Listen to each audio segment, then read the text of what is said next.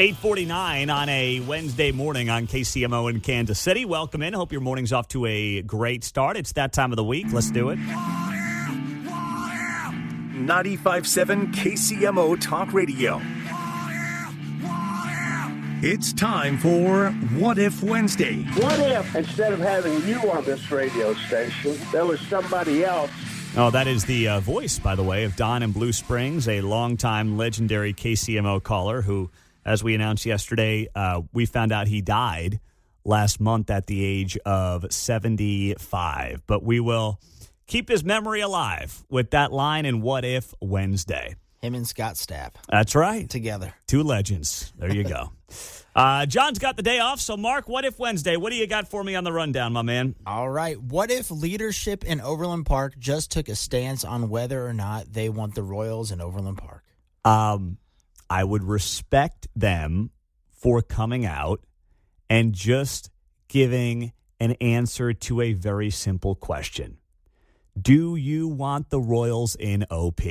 Yes or no? Do you think it is good for Overland Park to have the Royals? It's a very simple question. And from the mayor's office to the city council, they've all dodged it. Yesterday, all you got to Fox 4 was a statement that read, a Major League Baseball stadium in Overland Park is an exciting possibility. We must approach any project with the same standard we apply to everything we do at the city. It has to be good for Overland Park. Well, if you can't answer the question now as to whether or not you think the Royals in Overland Park would be good for Overland Park, my question is why? What information would change that would lead you to believe it's good for Overland Park or it's not good for Overland Park? It's a very simple question. Do you think 81 baseball games a year at 119th and Null is a good thing for Overland Park? That is not a hard question to answer.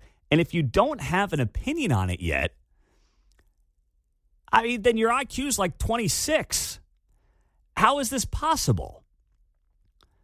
You either think that's a good thing for the community or a bad thing for the community. It's really a very simple question.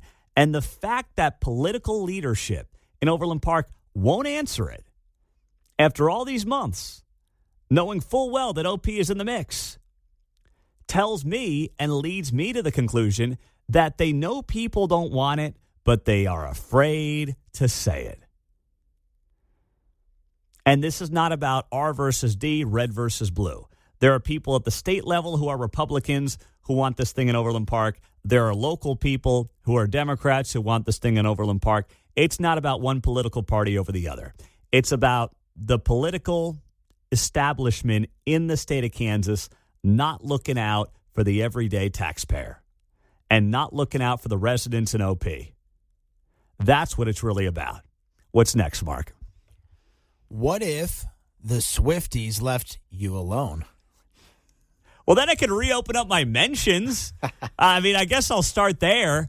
They have just been ruthless over the last, really, 48 hours, Mark. And it's just criticism of Trav, right? Well, generic. All I said was that Travis Kelce should answer questions after losses. He, as far as I know, Travis Kelce has not spoken to the media after a single loss this season. He's talked after wins.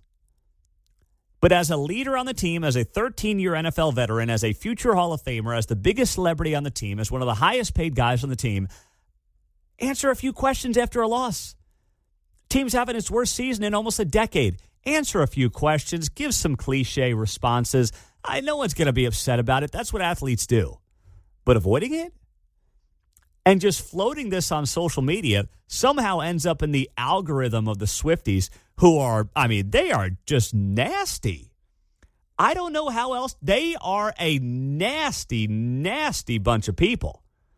At least these ones that are deep in the weeds on social media. These are not individuals that I would want to spend 5 minutes with based on the personal insults, the personal accusations. I don't know what their deal is, Mark. I can't get a read on them, but they're freaking nuts. Yeah, they're just, an army, a cult, whatever you want to call it. Yeah, that's them. Yeah, they They don't know what the they're doing. Do you understand that? I mean, they don't know football from the back of their hand either. They don't. Yeah. And now they're criticizing me. You know what a lot of them said? Well, if Travis talked to the media, they would just spin his words. Yeah, you're right. Kansas City media is out to get Travis Kelce. You caught everybody. Oh, boy, you got it. Yep. They would just spin his words. You're right. If Travis stood up at the locker and said, I got to play better, that's on me. I'm a leader on this team, but we still got a chance to win out. We're still going to try to make the playoffs. We're going to give it our all the next 4 games. You're right. Everybody would spin those words because there's a big, grandiose conspiracy theory against him in this town. He did speak to his brother this morning on the podcast, and he didn't want to. He didn't want to talk about the game, but he did. Oh, wow. It was about... wow, Mark. You want to give him a medal? No, I'm just saying... He talked to his brother about the game on the podcast. Wow. He didn't want to, though. You could tell he didn't. Oh, wow. I'm sorry, Travis. I'm sorry you talked to your brother. You had to talk to your brother on the podcast that you got a $100 million deal for about the game on Sunday because you wouldn't talk to the local media. Okay. It's going to be okay, Travis. You're going to make it, big guy. And the quote is about 5 sentences long, and it's profanity. I can't play it on the radio. Oh. Profanity ridden, so. Oh, wow. Yeah. I mean, that's, listen, I respect Travis Kelce. I like him. I root for him. But that's another thing. Why the cursing on that podcast, I don't get it. Like, dude, you're not 18 anymore. You're not a freshman in college at Cincinnati smoking pot and dropping F-bombs. You're a 36-year-old grown man. I don't get it with the language. And it's mostly, let's be honest, it's mostly from Travis, not from Jason. It's both of them. Is it? Yeah, okay. They're similar. All right. You watch it more than I do. I'll give you that, Mark. All right. What's next on What If Wednesday? All right. What if Donald Trump's messaging is off going into the 2026 season? Well, political season. GOP's fried. As my daughter would say, they're cooked. Couldn't believe she said that to me last night. I said, Villanova's getting killed. She goes, they're getting cooked, Dad. It's like, oh, that's good. You're right. They're getting cooked. Well, the GOP is going to get cooked. Trump's got to deliver and massage an economic message that is empathetic, but also is one that resonates in reminding people how we got here under the last guy and what he's doing to improve it. But you can't go down the road of this is all one big hoax. That is not going to work.